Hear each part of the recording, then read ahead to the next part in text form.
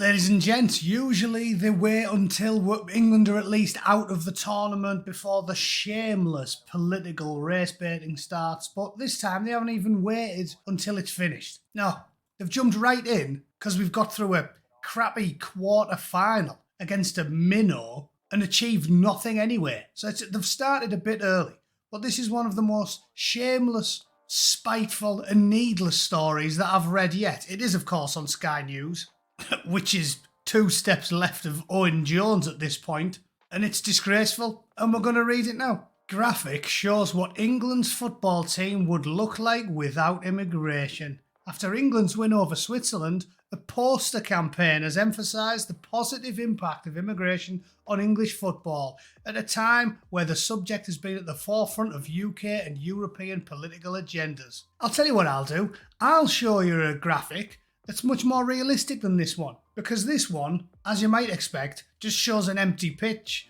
as if there wouldn't still be 50 million people in the United Kingdom without mass immigration. 50 million much happier, much richer people who are actually able to get a doctor's appointment, a dentist's appointment, or a council house. So, a bit weird to miss all of that out. But I'll just show you a graphic of what England's football team would look like without immigration. You don't need to work for Pixar to be able to knock this up. I've done my best with my limited resources. Here's what it'd look like.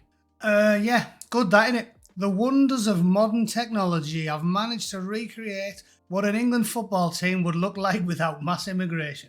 Oh yeah, and unlike the current lot, they weren't celebrating winning a quarter-final game against a country with hardly any people in it. You know what they were celebrating? Actually winning the World Cup. I'm sure glad we imported welfare recipients from Somalia. Yeah, because they've managed to do the unthinkable. Win a quarter-final against a country with a population of 8 million people and 3 million cows.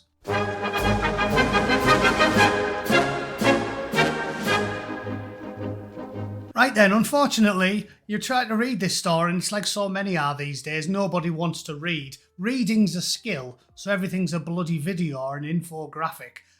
So this is in video form. I'll show you it and then we'll pull it apart afterwards, shall we? I'll just preface it by saying, if you are offended by detestable political activists making spiteful slurs against tens of millions of working class people as part of some villainous, deep-rooted political game, if you're against that, don't watch it, because it's not a news story. It's an indoctrination campaign by one of the worst broadcasters on planet Earth.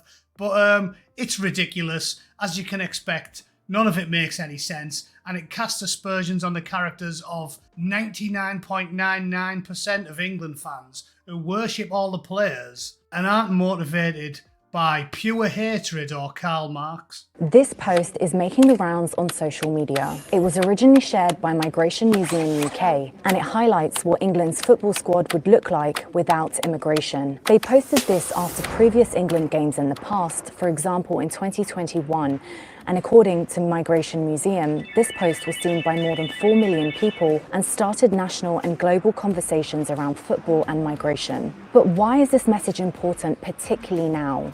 After England's win over Switzerland, this poster campaign emphasises the positive impact of immigration on English football at a time where the subject has been at the forefront of UK and European political agendas.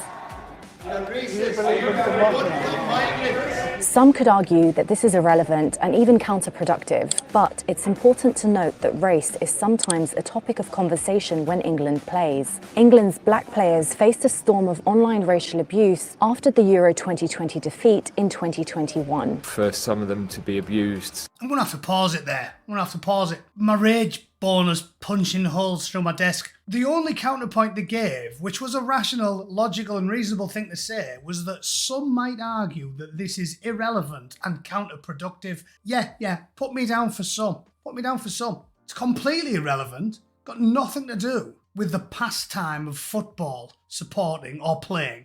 And the fact of the matter is, the England fans worship the England players. John Barnes was the only black player on the team when I was a bairn, and everybody loved it when he scored. They loved going up to him and shaking his hand and asking him for an autograph. We were almost over the race problem in the 90s.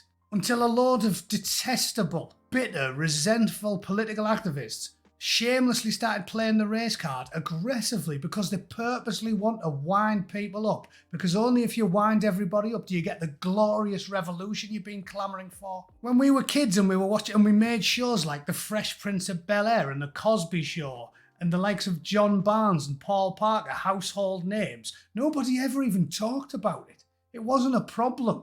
They didn't used to get abused walking down the street. Far from it. They were worshipped by the people. And they still are. And when they said a storm of abuse was something like 20 tweets on a platform with 4 billion people. And the majority of them weren't even from the UK. It was trolls. And the people saying it probably weren't even full-blown racists, because not many people are these days. It was just trolls. It was taking the piss. A bit of bounce. It's a non-story, so it's the very definition of counterproductive and irrelevant, isn't it? Some might say. Everybody with an IQ above room temperature might say. Some of them to be abused is unforgivable, really. Marcus Rashford, Jadon Sancho and Bukayo Saka were the targets of hate crime after missing penalties against Italy.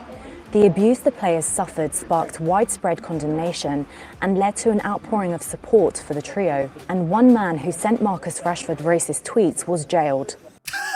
So, in response to 30 messages, there was a widespread outpouring of support where tens of millions of people blew smoke up their arse for losing a football game. And a man was jailed for sending mean tweets. That right there's a problem. You shouldn't be getting jailed for sending mean tweets. I mean, that's it really, full stop. You shouldn't be getting jailed for being rude on Twitter. But a man was jailed for it, for sending a troll to a multi-millionaire footballer who doesn't really work for a living. You know who didn't get jailed? I mean, I'll just pick one example off the top of my head. A girl gang who kicked a white girl in the head and tried to kill her whilst yelling things like, kill the slag. None of them were jailed. They were all given 6-month suspended sentences. The maximum term for assaulting ABH could be 5 years in jail. Those who knock someone to the floor and kick them in the head can expect to go to prison, but I'm going to suspend the sentence. Oh, well, that's good of him, innit? That's good of him. So you get sent to prison for sending banter to a millionaire footballer who doesn't really work for a living, but you don't get sent to prison for kicking 10 bells of shite out of an innocent white lass with 4 of your mates. Easy. At least he didn't put any stickers on any lampposts, or he'd have got an extra 10 year inside, wouldn't he?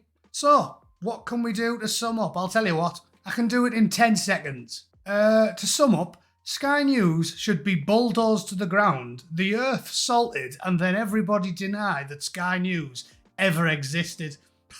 Alright, that's my plan moving forward. Brilliant idea if I do say so myself.